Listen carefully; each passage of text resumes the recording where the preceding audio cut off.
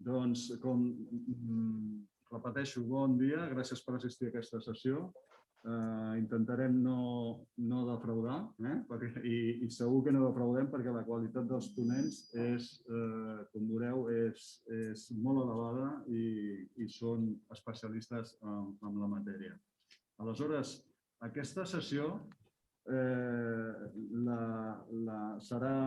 anirem introduint certes qüestions i debatrem entre els ponents, els invitarem a que facin les seves reflexions i és una sessió en format tertúlia. És com si ens juntéssim 4 amics, un que el tenim fora de l'espai aquest, però també ens connectarem.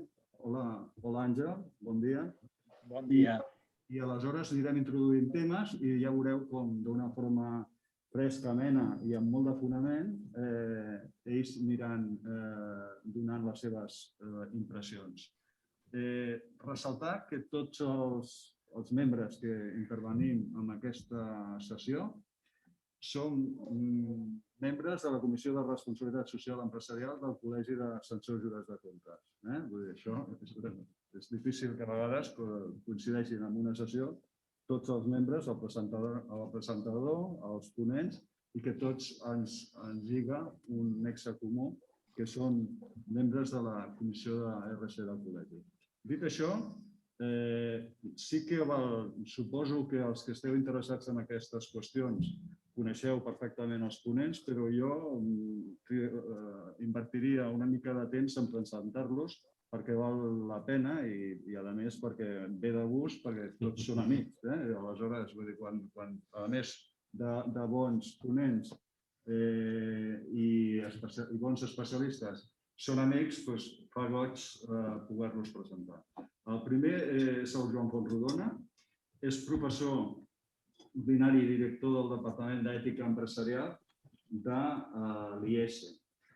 És titular de la càtedra CaixaBank de Responsabilitat Social Corporativa i director del Center for Business in Society.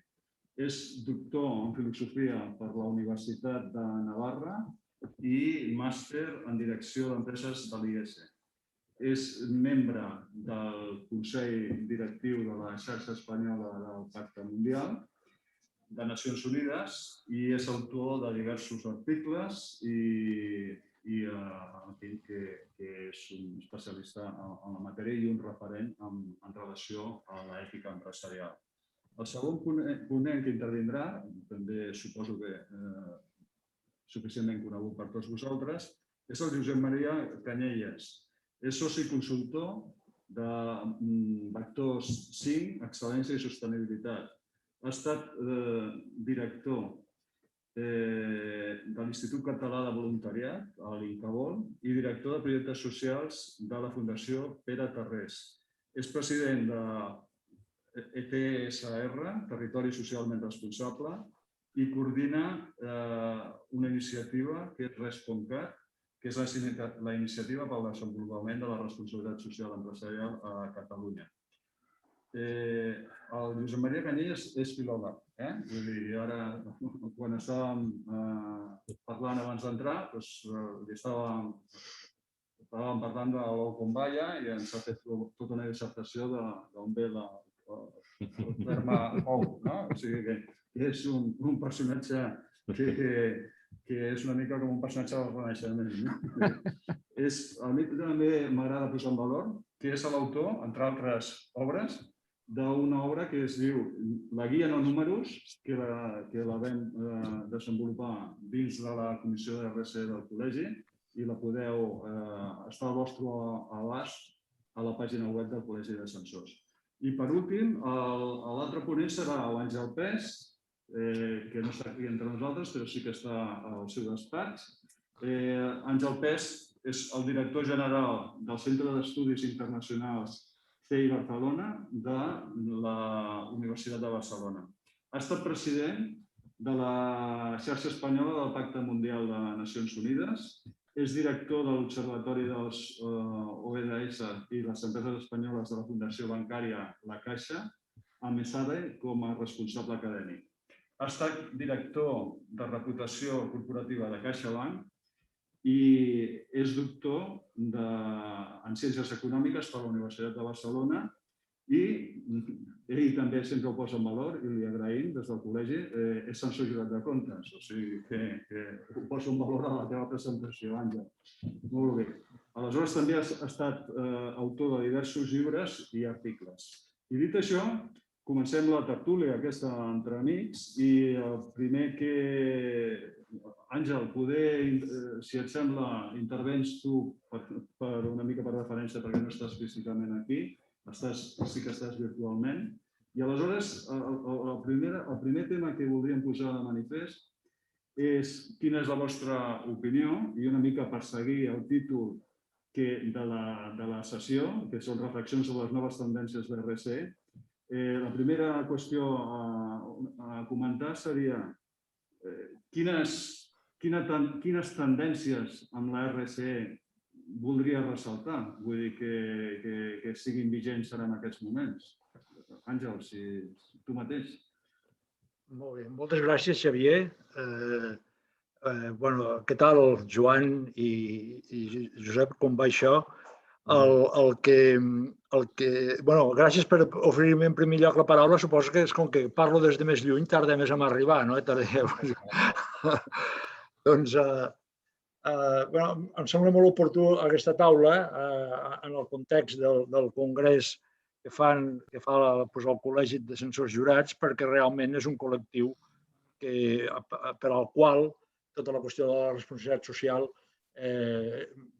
evidentment l'afecta directament perquè la seva relació amb el seguiment de l'activitat empresarial és molt intensa. Jo el que voldria plantejar és una qüestió potser una mica extemporània, tractant-se d'una taula sobre responsabilitat social, perquè des de la meva perspectiva, tal com jo ho veig, és molt difícil avui en dia destriar el concepte de responsabilitat social del concepte de compromís amb l'Agenda 2030, és a dir, amb els ODS. Quan no existia aquesta agenda, és a dir, abans de l'any 2015, que és quan es va aprovar, no hi havia cap marc universal, diguem, de referència que permetés situar, que permetés identificar d'una manera compartida quins objectius i quines activitats realment estaven contribuint al desenvolupament de la societat. El gran mèrit que té l'Agenda 2030 és que cobreix precisament aquest buit, és a dir, a partir de que s'arriba a un acord universal, perquè és un acord que signen els 180 països de Nacions Unides, i és un acord que, a més, té com a lema no deixar ningú enrere, és a dir, que és amb una filosofia àmplia, molt inclusiva, i que, a més, explícitament, malgrat ser un acord de Nacions Unides, que sempre són acords polítics, es diu explícitament que la contribució del sector privat ha de ser crucial per aconseguir aquests objectius, i dins del sector privat, evidentment, el teixit empresarial és, diguem, el pilar fonamental d'aquest sector privat. Tothom hi pot contribuir, evidentment, el tercer sector, els ciutadans com a consumidors també, però el paper de les empreses es destaca molt perquè un aspecte crucial per tirar endavant aquesta agenda, com és la innovació, és a dir, desenvolupar un model productiu molt més basat en l'economia circular, evidentment amb la incorporació d'energies renovables, etc. Tot això passa d'una manera molt important pel teixit empresarial. És a dir, s'ha definit un marc que té totes les característiques necessàries perquè l'activitat de les empreses es pugui, diguem-ho així, avaluar amb una relativa facilitat respecte al seu grau de compromís social, veient fins a quin punt l'activitat d'aquestes empreses és coherent amb els objectius d'aquesta Agenda 2030. Per tant, jo crec que avui en dia, si no és el 100% de la responsabilitat social corporativa o empresarial, s'hi acosta bastant. És a dir, el compromís amb l'Agenda 2030 jo crec que és l'element crucial de la responsabilitat social empresarial en aquests moments i durant molts anys, és a dir, com a mínim fins a l'any 2030, que és el moment en què s'haurà de veure si realment hem aconseguit o no aquesta agenda. Hi ha un altre factor que ha sortit últimament i que també crec que va una mica en la mateixa direcció. O sigui, el concepte d'empresa, la tipificació del que és una empresa sempre s'havia fet seguint una mica la doctrina de Milton Friedman, no? De que l'objectiu de l'empresa és realitzar beneficis i distribuir-los en els seus propietaris, els accionistes o propietaris. I aquesta filosofia, aquesta visió del que és l'empresa que no ha estat sempre així, vull dir, és una visió que va formular Milton Friedman, va tenir molt èxit i ha estat dominant com a mínim des dels anys 70 del segle passat.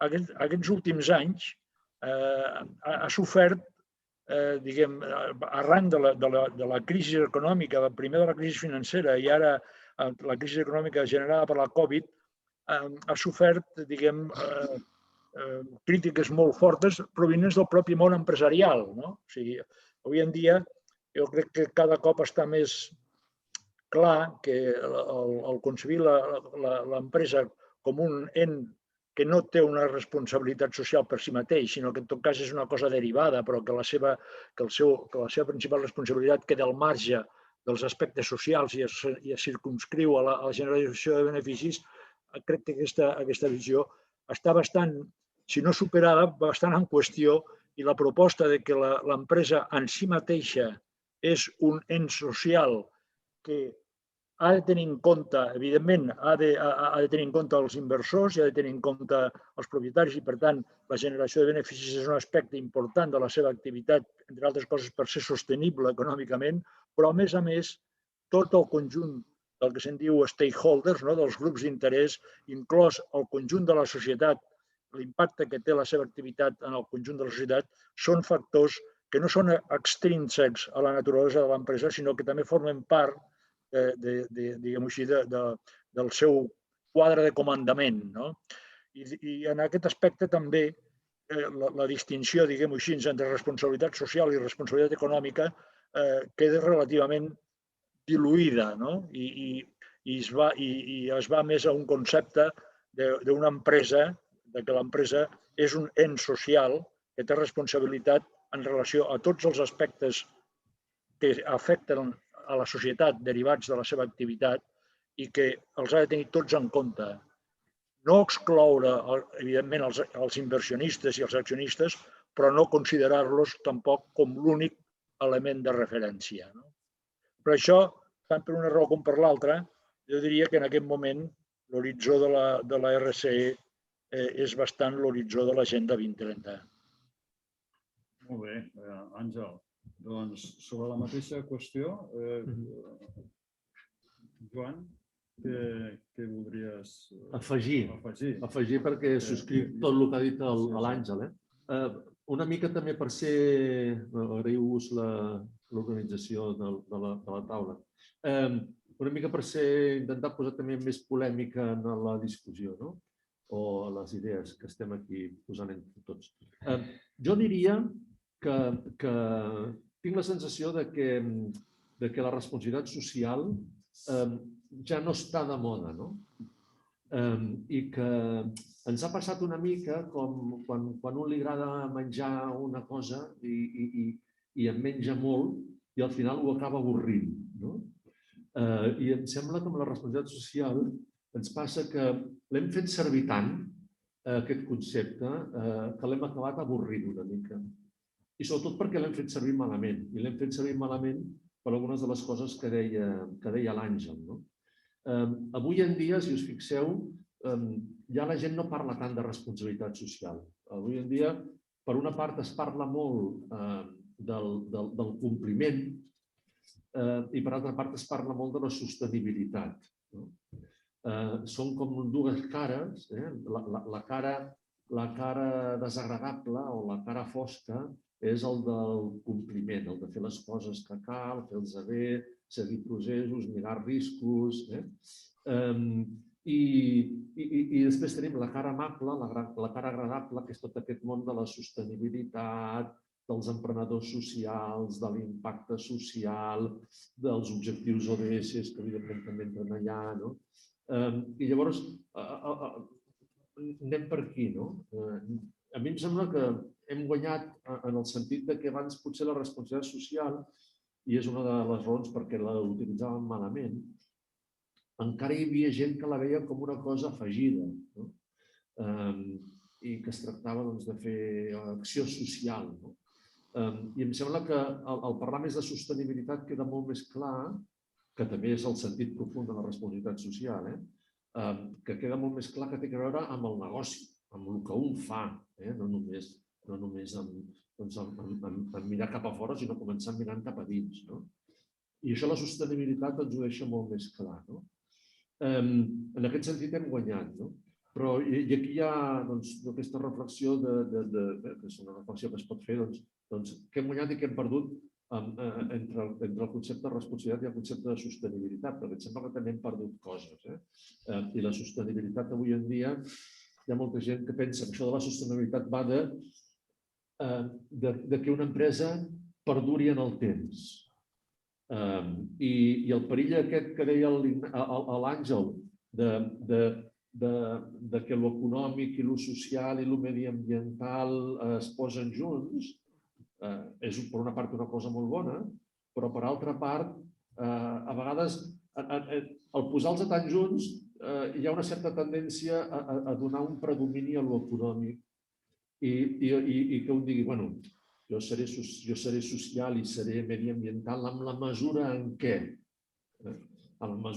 això també té un sentit econòmic. I això fa que aquest canvi que deia l'Àngel del model del Friedman i el model accionarial i el model de stakeholder està en tensió i no acabem de fer una ruptura total. Compliquem el model, intentem afegir-li coses, però no hi ha un canvi radical en aquest propòsit, en aquesta missió de l'empresa a la societat, que em sembla que és el que es demana. I en part jo crec que aquí és el que fa que haguem avorrit la responsabilitat social perquè no li hem sabut donar el sentit profund que tenia i l'hem acabat instrumentalitzant i no li hem donat el sentit que tenia. Si em demanes de tendències, evidentment, l'Agenda 2030 el que fa és posar-nos un mapa de tot el que passa pel món, però clar, és un mapa tan exhaustiu, 17 objectius, que també hem de saber triar. I llavors, encara que el mapa està allà i és molt bo que hagin fet aquest mapa entre tots, també, com treballem amb les empreses, el que els diem és que han d'escollir entre aquests 17 objectius quins són els que volen treballar, perquè no els pots treballar tots alhora. Pensant una mica quins són els temes, em sembla que també el tema de la pandèmia d'alguna forma ha influït i ens ha fet canviar també la forma de veure les coses. Però abans de la pandèmia, quins eren els temes que estaven més presents, em sembla a mi? Per una part, està tot el tema que té a veure amb la indústria 4.0, tot el món del món digital, del món de la intel·ligència artificial, el món del Big Data, el món de la ciberseguretat, etc. Tot aquest món nou que tenim endavant, on les empreses hi han de fer una reflexió sobre els límits, sobre les coses bones que ens aporta, sobre els conflictes que crea, etc. Tot aquest món que també té, per exemple, una vessant molt clara i molt tangible, que és tot el tema que ara s'està discutint, de les implicacions fiscals de totes aquestes empreses tecnològiques i la responsabilitat fiscal de les empreses també és un tema important a discutir que s'està debatint ara i veure com podem posar un marc comú per prendre una postura sèria i ètica i responsable sobre el tema fiscal. Després està el tema mediambiental, que ha estat allà i que segueix estant, el canvi climàtic, l'economia circular que deia l'Àngel, tot el món dels plàstics, etc., que té molt a veure amb la producció i també amb el consum. Que també és un àmbit que està sempre molt present. I després també hi ha un altre aspecte que em sembla que està creixent i està cada cop tenint més importància, que és tot aquest món de l'activisme. Les empreses cada cop s'estan ficant més en temes socials i en temes polítics i tenim el moviment del Black Matters, als Estats Units, o aquí hem tingut la discussió de si han de canviar la seu social pel tema del procés. Empreses que s'estan ficant en qüestions polítiques.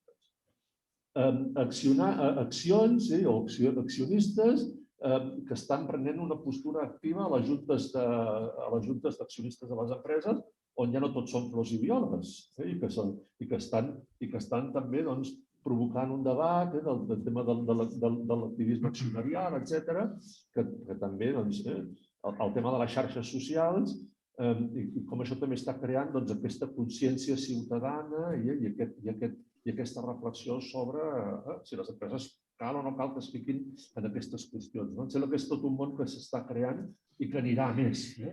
Són una mica els punts així que em sortien pensant en el futur. Molt bé, interessants reflexions. La sostenibilitat ja no està de moda, o la RSE no està de moda, activisme empresarial, en fi, has introduït uns temes molt interessants que poden ser objecte de debats més profunds. Josep Maria, quin és el teu punt de vista?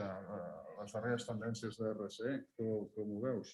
Jo, per engrescar una cosa, deixeu-me que aporti també algun punt de discrepància, tot i que d'entrada, hi ha moltes coses que, evidentment, la gran majoria, evidentment, que la subscric faltaria, però potser quan fem una aposta tan... La RSE que va ser el 100% als ODS, jo aquí penso que hi ha moltes coses a matisar.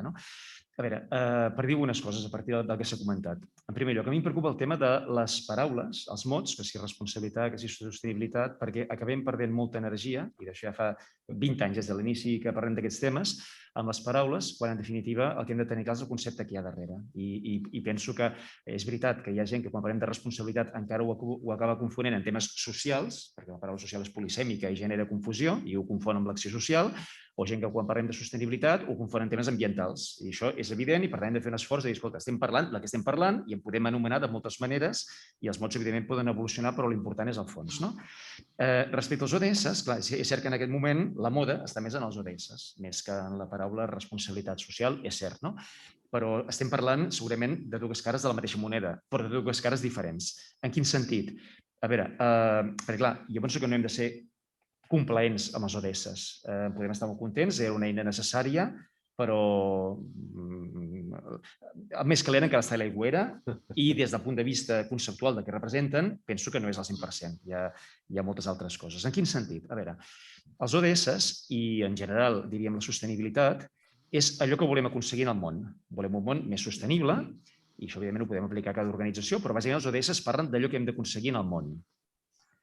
Si jo soc una empresa, i a més si soc una empresa petita, a mi em queda molt lluny. Jo he de fer l'esforç d'entendre com aquest gran repte que es planteja la humanitat, com jo ho integro. I com jo ho integro a la meva organització és la responsabilitat social. És a dir, de quina manera jo dono resposta, assumeixo uns compromisos i dono resposta en aquests reptes que té la societat i a partir dels impactes que jo genero. I per tant, aquí darrere hi ha una metodologia que pot agradar més o menys, però és la metodologia que, en definitiva, totes les iniciatives, digue-li economia del bé social, digue-li Bicorp, digue-li que sigui, doncs és la que és tu, com a empresa, has d'entendre quins són els teus temes materials, quins són els impactes que tu generes, com els pots corregir, quins són els grups d'interès, dialogar-hi, i això és la base. A partir dels ODS, què ha passat? Que algunes empreses han dit, mira, ara ja tenim el que hem de fer, ja podem anar posant les coloraines i, per tant, ja no cal que anem a entendre què és el que ens afecta com a empresa.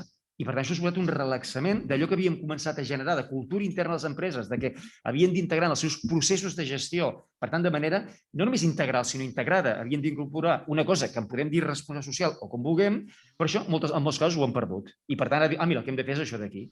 Home, doncs aquí tenim, penso que, un error important. Per tant, darrere dels ODS, clar, els ODS, fixeu-vos que quan parlem de les 5 Ps, que estan molt bé i les subscric, però, clar, més o menys equivalen a quan parlàvem dels 5 vectors de la responsabilitat. Ara, en lloc de dir el vector econòmic, en diem prosperitat, perquè comenci per P. En lloc de dir ambiental, en diem planeta, perquè comenci per P. D'acord? Però què passa? Que el que abans era l'impacte social i l'impacte laboral, que ho separàvem, ara és persones. Està molt bé parlar de persones, però per què parlem de persones en els ODS? Perquè finalment, com que és allò que hem d'aconseguir en el món, són les persones. Però, perdoneu, si jo soc una empresa, és molt diferent la societat externa i els drets humans i no sé què, que les persones de dintre de casa meva. És molt important a la gestió de la responsabilitat social. Per tant, és bo separar-ho i que no ho deixem com una cosa externa. O, quan parlem ara de la pau i els partenariats, les altres dues Ps, en el cas dels ODS, que això equival al bon govern, però clar, el bon govern és molt més que no la pau i els partenariats. On és el lideratge ètic que ha de tenir l'empresa? On és el sentit de propòsit que s'està desenvolupant a les empreses? Tot això no apareix en els ODS i, per tant, no és una crítica en els ODS, és només dir, compte, que potser faria falta un ODS 18, que seria, això l'empresa ho ha d'integrar, i per tant no és només un desig que tenim per al món en el qual cadascú hi contribueix com pot. Dit això, faig encara un pas més. Jo crec, per tant, que als ODS li cal recuperar el sentit de gestió que ha de tenir l'empresa, que és la responsabilitat social, que és com ho integra i com identifica altres coses, perquè, en definitiva, els ODS no ho recullen tot. És clar que tot ho pots acabar vinculant als ODS, però no ho recullen tot explícitament. Però, a més, hi ha una altra qüestió. Els ODS és una gran iniciativa que encara hi ha molta feina per fer, ja només falten 10 anys, però i després què? Si és que continuem aquí en el planeta, no?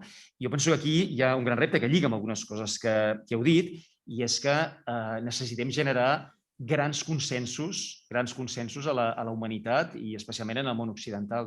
I és això que fa ja un cert temps, però de manera accelerada en els últims, gairebé diria que mesos o anys, hem de començar a parlar d'un nou contracte social. És a dir, un gran acord, un gran equilibri, d'aquests que històricament només passen potser un cop cada segle, però igual que després de la Segona Guerra Mundial, totes les forces polítiques, conservadors, socialdemòcrates, etc., es van posar d'acord en que calia generar un estat del benestar i que això ja fa uns quants anys, quasi que en diríem que 50 o 20, que s'està desmuntant d'alguna manera, doncs hem de generar un nou consens que ens vindrà per d'aquí 10, 20 o 30 anys. No serà una cosa immediata, però l'hem de començar a generar. I aquest nou consens ha d'incorporar coses com, per exemple, això que algunes empreses comencen a dir, alguns líders empresarials, això que s'està dient al Fòrum de Davos o a la Business Roundtable, que és que hem de passar d'un capitalisme d'accionistes a un capitalisme de stakeholders. Això està molt bé dir-ho en el discurs, i que algunes empreses ho practiquin, però finalment això ho hem d'articular des d'un punt de vista inclús de les polítiques públiques i dels grans equilibris. I per tant, en aquests grans consensos que fa un segle eren bàsicament entre dretes i esquerres, ara les empreses aquí hem de participar perquè tenim un paper cada vegada més important i serà un equilibri molt més difícil perquè no només és entre interessos socials, és que estem en un equilibri entre els temes del planeta i els temes socials o entre les generacions, gent gran i gent jove, per tant serà dificilíssim d'arribar en aquests equilibris. Aquest és el gran tema. I els ODS ja ens encaren cap aquí, però cal anar més enllà. En aquest moment els ODS, jo els dono, vaja, és que haurien d'estar ja aconseguits, és clar que és un gran repte, però realment el que en aquest moment penso que és important és dir com, després dels ODS i en les properes dècades, com fem possible uns grans acords que permetin abordar aquest pas real al capitalisme de stakeholders o els temes de fiscalitat que apuntava el Joan o els temes de la gig economy, l'economia de bolos o de feinetes. Això és el que és important, és dir, com és possible que hi hagi gent que treballi i sigui pobra. Això és un tema importantíssim. I aquests temes no es plantegen als ODS. Per tant, compte que no estiguem distraient amb un excés de complaença amb els ODS, que són molt importants, en els temes de fons, en què calen grans consensos socials.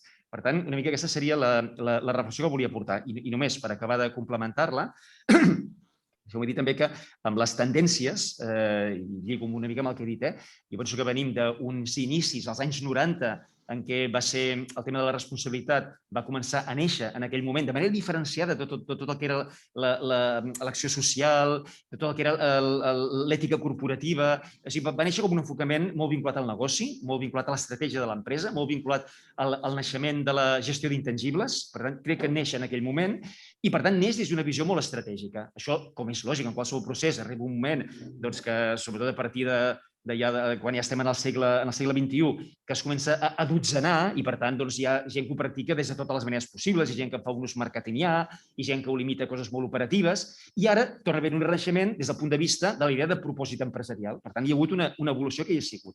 I aquí entremig és evident que també hi ha hagut una priorització d'alguns temes que, per exemple, jo situaria 3 grans temes, els temes d'empresa saludable, economia circular i de bon govern, que d'alguna manera són 3 temes molt importants i que han anat apareixent. Crec que el tema d'empresa saludable, des del punt de vista de les persones de dintre de l'empresa, van tenir molta força a l'inici. Després s'hi va afegir l'economia circular, que no fa tant que parlem d'economia circular, ha nascut, ha explosionat, potser fa 5 anys, i ara cada vegada més comencem a parlar del tema del bon govern, per exemple, vinculat en el tema del propòsit empresarial, que finalment és un tema vinculat a la governança de l'empresa.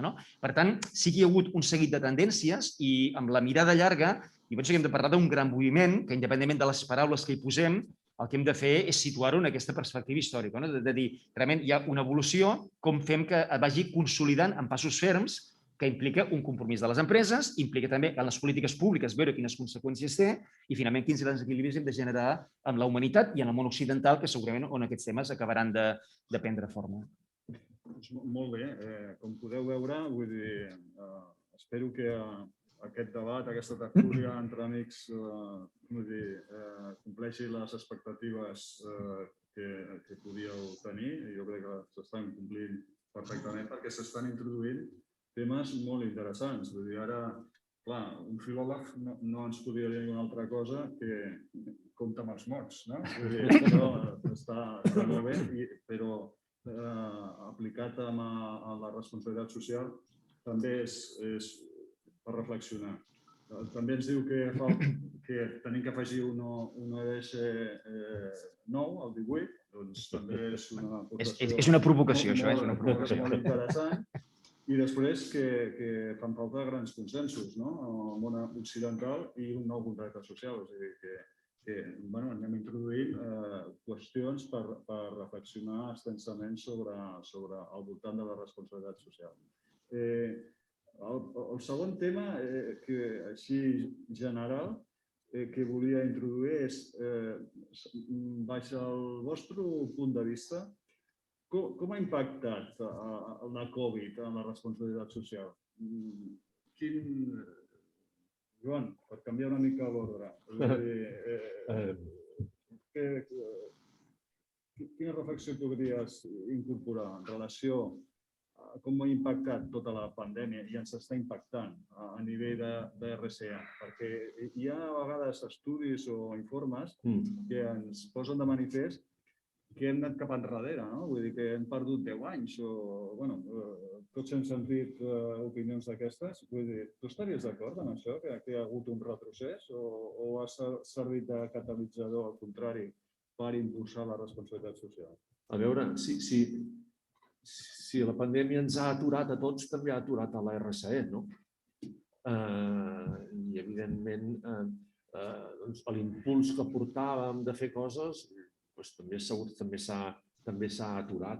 S'ha aturat, sobretot, suposo, jo diria en termes pràctics d'aquesta gestió que demanava també el Josep Maria, de recursos, de pressupostos, de gent, de dedicació, doncs segurament sí, s'haurà aturat com s'han aturat tots. A mi em sembla també que d'alguna forma ens ha fet reflexionar, o ens hauria de fer reflexionar, en aquest mapa dels ODS, i com deia el Josep Maria, aprofito ara per...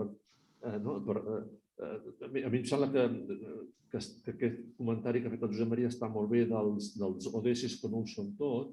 D'alguna forma, abans d'aquesta sessió estàvem parlant dels valors, no? En el fons, els ODS plantegen una sèrie de valors aspiracionals que volem aconseguir. El que no ens diuen els ODS són els processos que hem de ficar, que és el que el Josep Maria trobava a faltar, el lideratge, etcètera. Aquests processos queden oberts. I aquesta també és una reflexió que s'ha de fer des de la responsabilitat social i, com que jo em dedico a l'ètica, escombro cap a casa, també una reflexió des de l'ètica i veure quins són els processos que s'han de seguir per arribar a aquests objectius. Dit això, sí que en aquest posar pes als diferents objectius i als diferents àmbits i a les diferents P's, potser abans de la pandèmia estàvem posant molt èmfasi en tots els aspectes ambientals. Jo a vegades em queixava, com anava a fòrums públics, que es parlava molt dels plàstics i poc de les persones. I em sembla, que la pandèmia el que ha quedat clar és que al final el que ens importen són les persones. I que no es pot separar, evidentment. I com aquella famosa dita, Déu perdona sempre, els homes perdonem alguns cops, la naturalesa no perdona mai. La naturalesa se l'ha de tractar bé perquè si no, ja es veu que també té les seves regles i té les seves pressions i s'acaba imposant i ens acaba aturant el món. Però sí que potser ens ajudarà a posar èmfasi més a les persones i menys en el planeta, per dir-ho així. Repeteixo, tot està molt lligat, però potser sempre s'ha de donar prioritat a alguna cosa. O sigui, per una part ens ha ajudat a redimensionar les coses i aquestes pes que deia el Josep Maria, i per altra part, doncs sí, hem perdut una mica de l'empenta que portàvem, perquè tot s'ha aturat i ara a veure com ho arrenquem altra vegada. Molt bé. Esteu donant molts titulars. La naturalesa no perdona mai i hauríem de fer èmfasis en les persones. Àngel, què ens dius en relació a l'impacte de la Covid a la RC? Home, a veure, com deia el Joan, clar, la Covid ho ha parat tot, no?, durant una temporada.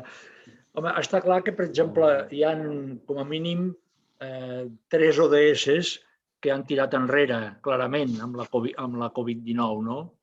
El primer és el número 1. L'objectiu és eliminar la pobresa. Naturalment, la pobresa ha augmentat durant aquest any clarament, no?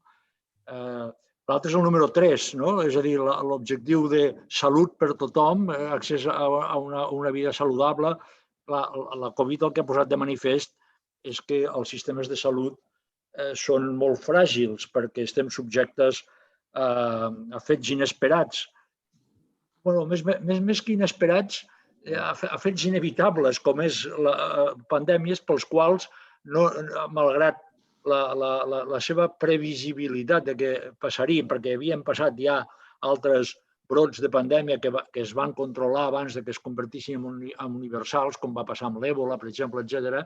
En aquest cas, la Covid ha superat clarament tots els sistemes que teníem establerts per protegir-nos i això ha posat de manifest que el sistema de salut que tenim és més fràgil del que pensàvem, no? I això, naturalment, amb els països que estan menys desenvolupats o que tenen un nivell de renta inferior, doncs això encara és molt més evident, no? I en tercer lloc, el tema més vinculat ja al món de l'empresa, el tema de l'atur, no? És a dir, l'objectiu 12 parla de treball responsable per tothom, és a dir, que tothom tingui accés al lloc de treball.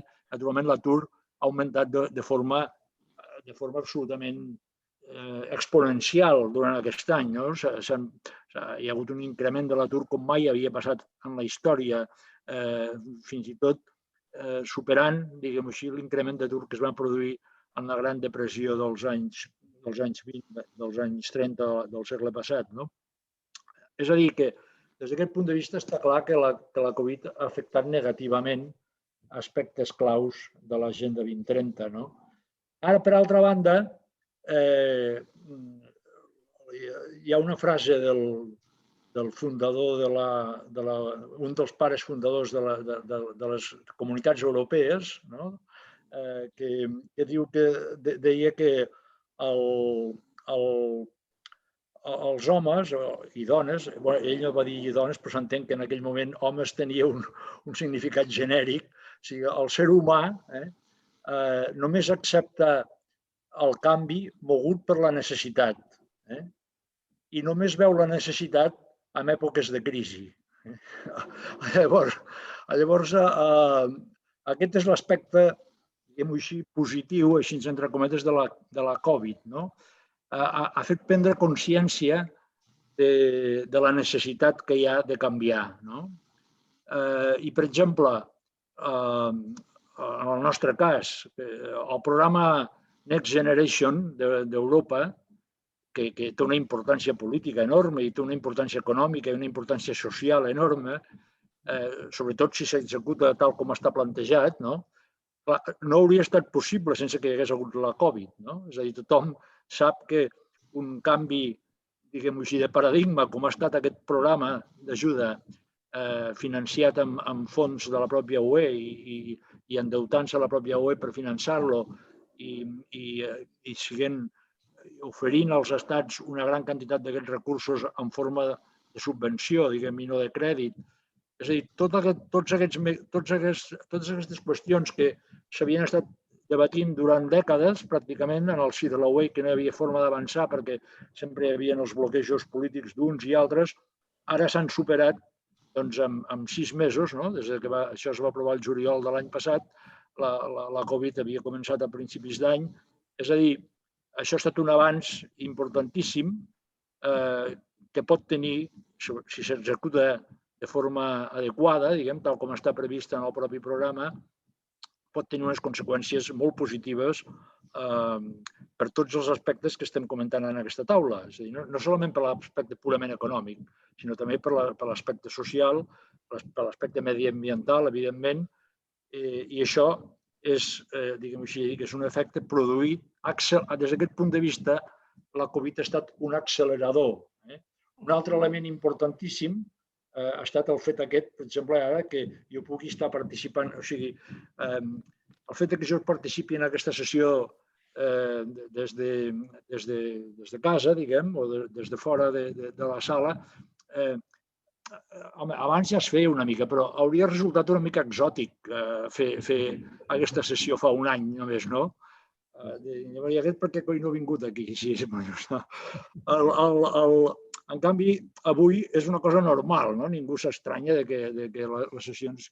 Perquè ara m'estava fixant, jo tinc accés al nombre de participants, no? Pues clar, hi ha molts més participants dels que hi ha a la sala, no? Perquè hi ha gent que està connectada i que no apareix aquí. És a dir, tota aquesta acceleració de l'ús de les eines informàtiques, en aquest cas, per qüestions tan fonamentals com és el treball, o bé això, les reunions i l'intercanvi i la socialització, en definitiva, naturalment té uns impactes també positius en termes de reducció d'emissions, en termes fins i tot de facilitar l'accés a moltes qüestions, a educació, a sanitat, per la via online, des de llocs que són remots en termes de distàncies físiques i que, en canvi, gràcies a la immediatesa universal que produeix la virtualitat, fa que coses que en altres moments semblaven impossibles d'aconseguir, que tothom tingués accés a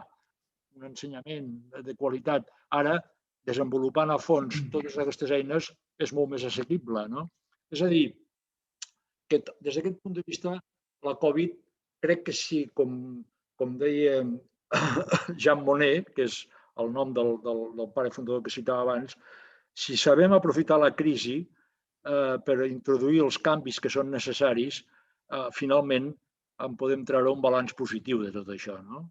I crec que hi ha alguns elements per ser optimistes des d'aquest punt de vista, tal com he esmentat abans, referint al programa aquest de Next Generation. Doncs, molt bé, Àngel, seguim donant titulars. Vull dir, la Covid ha estat un accelerador. Vull dir, i ho has plantejat com un punt de possible millora en alguns aspectes. O sigui, que no és negatiu, no? Vull dir, Josep Maria, la teva reflexió al respecte, vull dir, de l'impacte de la Covid en relació al RSE? Molt bé. A veure, se m'ocorreixen cinc idees. Una primera sobre el canvi organitzacional. És a dir, és evident que ha estat un accelerador de canvis, potser canvis que ja estaven larvant-se i que d'alguna manera ara han explosionat, i és evident que potser hi ha hagut una major sensibilitat per les persones, perquè hi ha hagut un patiment de les persones, però a veure, haurem de veure d'aquí mesos, anys, com això d'aquí acaba donant resultat a canvis. Però sí que es comencen a percebre alguns canvis. Per exemple, hi ha empreses que mai abans s'havien plantejat aspectes com funcionar amb models com la holocràcia o com organitzacions TIL. Dius, ostres, això semblava que fos més d'entitats socials gairebé, i comença a haver empreses que es plantegen canvis d'aquest tipus per aplanar l'organització, o sigui, canvis radicals per aplanar l'organització, per facilitar la presa de decisions. Clar, és normal, si la gent a més està a casa, està fent teletreball, això suposa un canvi.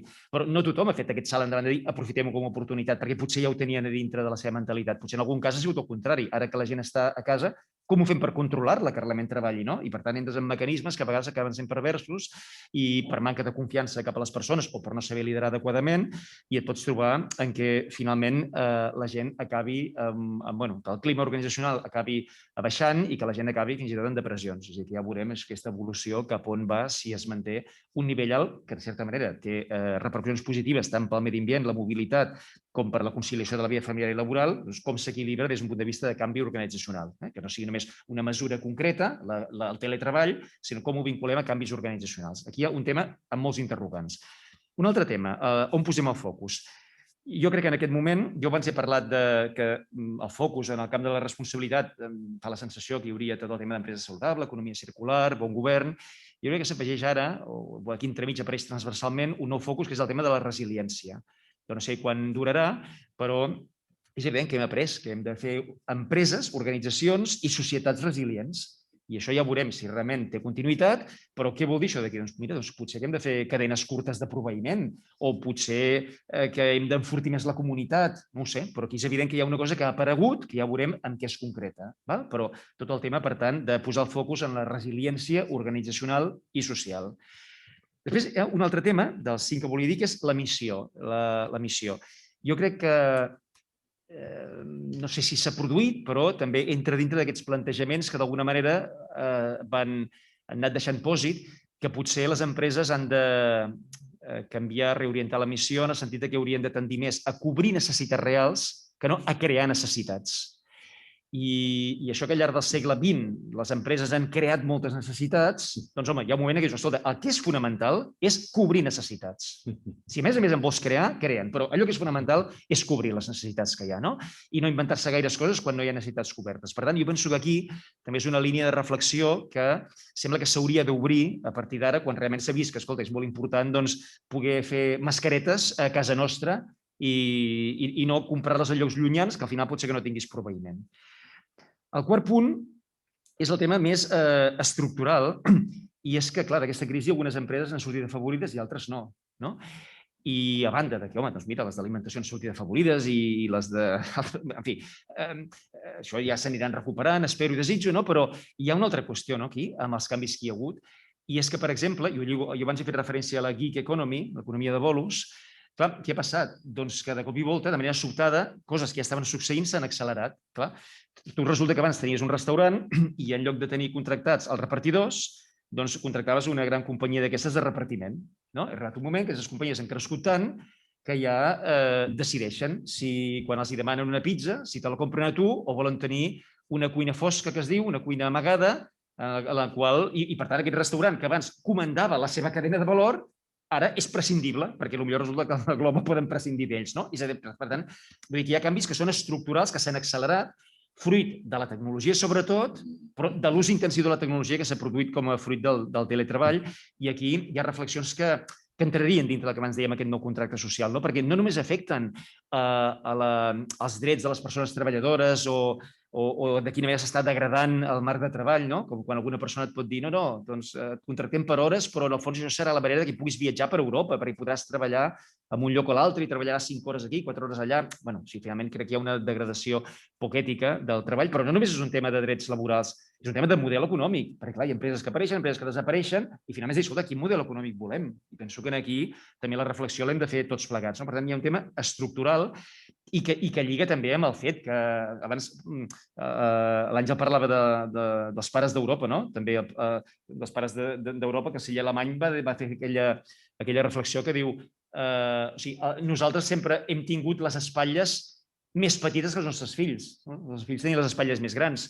Per primera vegada a la història recent, això potser serà al revés, i nosaltres tindrem les espatlles més grosses que els nostres fills. Això és dramàtic, perquè això pot acabar amb una depressió social, amb un nihilisme, no saps a on pot arribar, però és un tema fonamental des d'un punt de vista sociològic i amb les conseqüències que pot tenir. Per tant, forma part de tot aquest canvi estructural que ja veurem quines conseqüències té. I últim tema, potser no sé si vull dir que no els he ordenat per ordre, però un tema d'estil, perquè també crec que Joan abans ha fet referència al tema de l'activisme empresarial. És cert que hi ha moltes empreses que s'han llançat a fer activisme i a vegades de manera molt feble, perquè quan no tens realment un propòsit clar ni tens un marc de valors clars no et pots llançar-hi qualsevol cosa, perquè després què fas? Jo m'he trobat amb empreses que em diuen, escolta, hem començat a fer 4 tuits sobre alguna cosa i clar, que tinc treballadors que em diuen, escolta, i per què tuites sobre això i no sobre això altre? Per tant, és un tema que és delicat i que una empresa ho ha de fer amb unes bases sòlides. Però és que estem davant, i és aquí on ho volia portar, cap a un dels reptes importants, si em permeteu, que no recullen els ODS.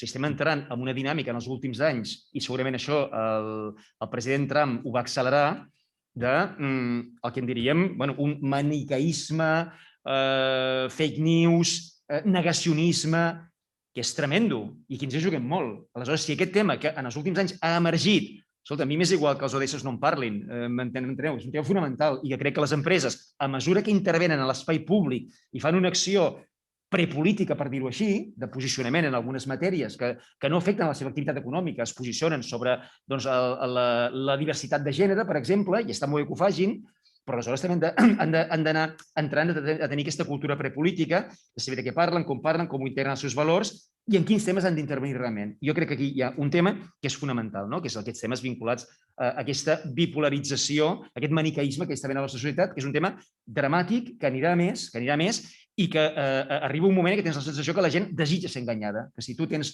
una idea fàcil en el cap, desitges llegir només diaris que siguin de la teva corda, no? I arriben a casos com, per exemple, de fet, avui mateix o ahir, que surt un informe del Consell d'Europa que diu una cosa i el Ministeri d'Afers Exteriors de l'estat espanyol diu la contrària i no passa res. Però diu la contrària literalment i no passa res al govern més progressista de la història.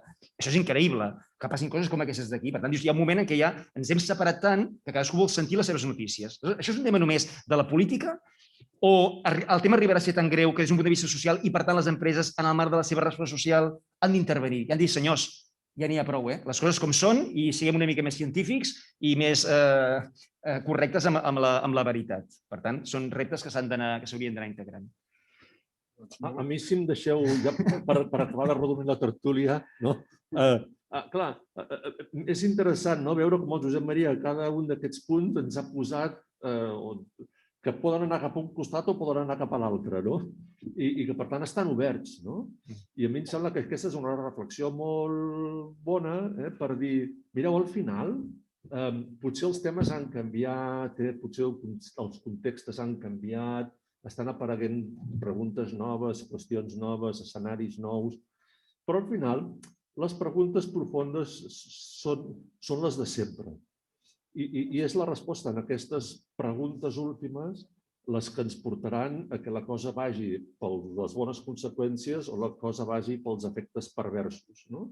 I aquestes preguntes de fons, és això, les grans preguntes que s'ha fet sempre a la humanitat. Com deia aquell, qui som, d'on venim i què superem aquesta nit. Això ho deia un basc. Qui som, d'on venim, aquestes són les grans preguntes. I segons com responguem a aquestes preguntes, anirem cap a un costat o cap a l'altre. I a mi em sembla que això també és molt important el tema de l'educació. Vull dir, si ara a mi em sembla que aquesta situació de les fake news i aquesta radicalització i polarització, en el fons és conseqüència d'una cultura del tot val. Quan tu t'estableixes en una cultura del tot val, el que no pots pretendre després és que el que qualsevol pensi no sigui correcte. Doncs o establim o comencem per educar la gent que no tot val, o si no, la conseqüència és que tu penses una cosa, jo penso l'altra i cada cop ens anem radicalitzant més. Aquest contracte social que abans demanava el Josep Maria, que em sembla que és bàsic i fonamental, aquest contracte social que necessitem, o sigui, trobar aquests denominadors comuns, el mínim comú denominador que estudiaven de petitets, és necessari trobar-lo, perquè si no hi ha un mínim comú denominador, i en aquest sentit els ODS és com va ser en el seu moment la Declaració Universal dels Drets Humans, és intentar establir un mínim comú denominador que ens porti a que hi hagi algunes coses que no es qüestionin, perquè si ho acabem qüestionant tot, el que farem és trencar les societats on estem. Molt interessants les reflexions. Jo no sé si hi ha temps. Ja veieu que amb els ponents dels que disposem, aquesta tertúlia es podria fer eterna i durar hores i hores, i ens podríem anar a dormir, podríem anar a dinar, a sopar i anar a dormir tranquils. S'han introduït... Hi ha alguna pregunta? Jo no n'he vist cap aquí.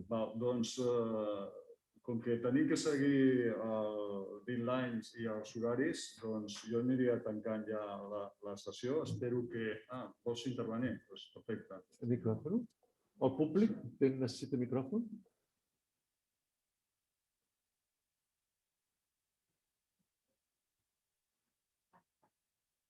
Tenim preguntes de la meitat de l'audiència. Sí.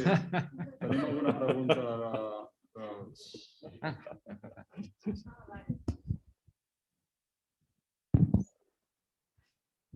De fet, moltes gràcies.